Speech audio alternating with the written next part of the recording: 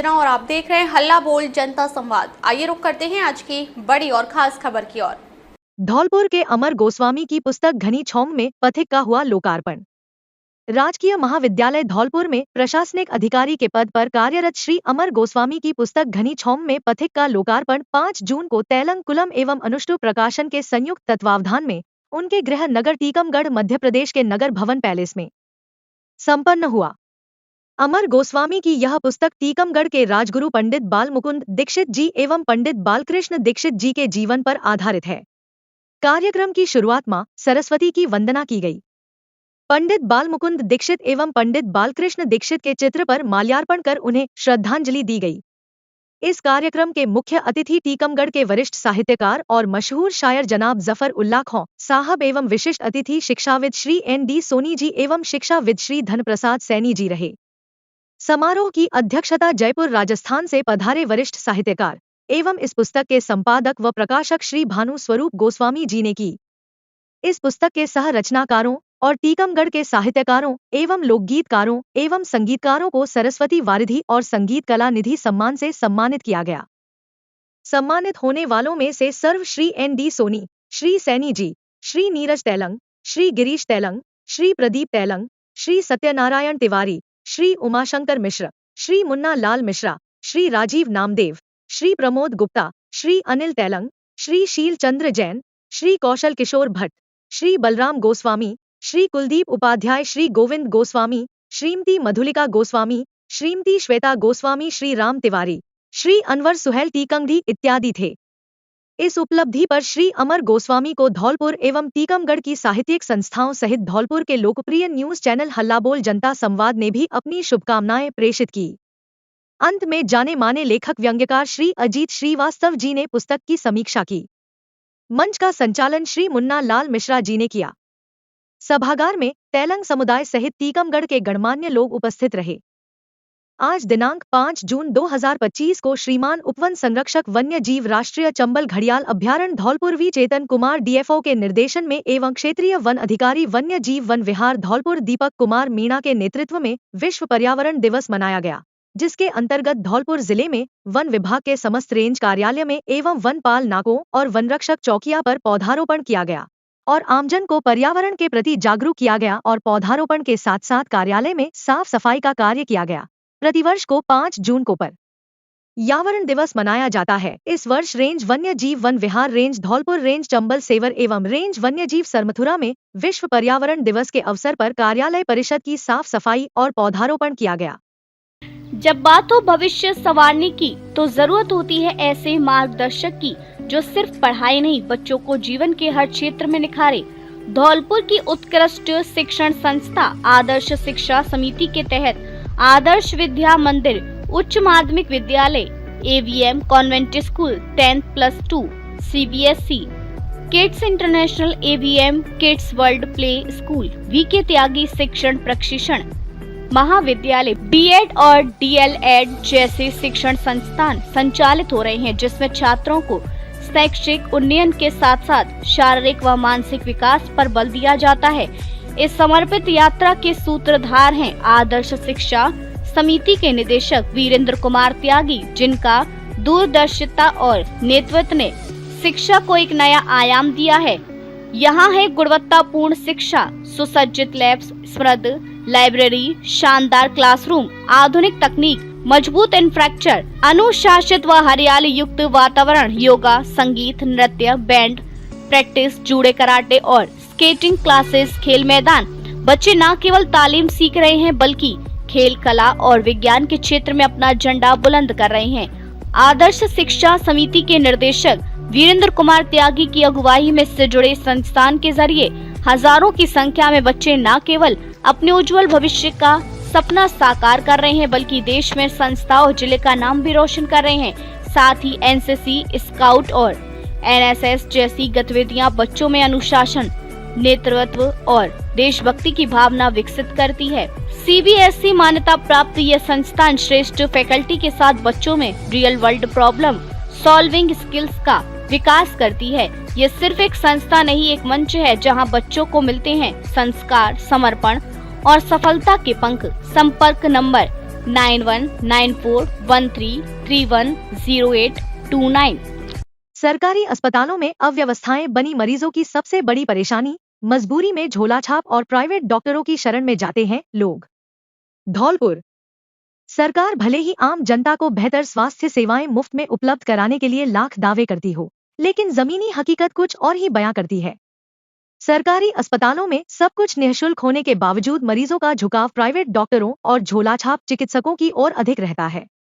यह सवाल हर किसी के मन में उठता है कि जब इलाज मुफ्त है तो लोग निजी अस्पतालों का रुख क्यों करते हैं? क्या लोगों के पास अब अधिक पैसा हो गया है या इसके पीछे कोई मजबूरी है? इसका सबसे बड़ा कारण है सरकारी अस्पतालों में समय की पाबंदी और समर्पण की कमी। अस्पताल यदि समय से खुल भी जाए तो वहां डॉक्टर और अन्य कर्मचारी अक्सर देर से आते हैं या अपने कार्यस्थलों पर मौजूद नहीं होते। कई बार तो गंभीर मरीजों को समय पर इमरजेंसी सुविधा भी नहीं मिल पाती, जिससे मरीजों की जान पर बन आती है। ऐसे हालात में मरीजों के पास प्राइवेट अस्पताल की ओर रुख करने के अलावा कोई विकल्प नहीं बचता, क्योंकि उनकी प्राथमिकता अपनी जान बचाना होती है। लोगों में यह संदेह भी गहराता जा रहा है कि कहीं सरकारी अस्पतालों की यह लापरवाही और निजी अस्पतालों की सक्रियता के पीछे कोई मिलीभगत तो नहीं है। यह भी सवाल उठता है कि आखिर मरीजों को मजबूरी में क्यों लुटने के लिए छोड़ दिया गया है। रिपोर्टर राकेश कुमार शर्मा जब धौलपुर के सामान्य चिकित्सालय पहुंचे तो वहां की हालत ने सरकारी दावों की पोल खोल दी। पूछताछ केंद्र पर कोई मौजूद नहीं था। जांच केंद्रों पर कर्मचारी निर्धारित समय तक नहीं पहुंचे थे। डॉक्टरों की उपस्थिति भी संतोषजनक नहीं थी। मरीज एक विभाग से दूसरे विभाग भटकते नजर आए, पर किसी को समय पर इलाज नहीं मिल पा रहा था। यह स्थिति स्पष्ट संकेत देती है कि अस्पताल प्रशासन को अपने कार्य प्रणाली में सुधार लाने की सख्त जरूरत है। यदि सरकारी अस्पतालों की व्यवस्थाएं सुधरीं, तो आमजन को उचित समय पर मुफ्त और गुणवत्तापूर्ण इलाज मिल सकेगा और वे प्राइवेट अस्पतालों की महंगी लूट से भी बच सकेंगे।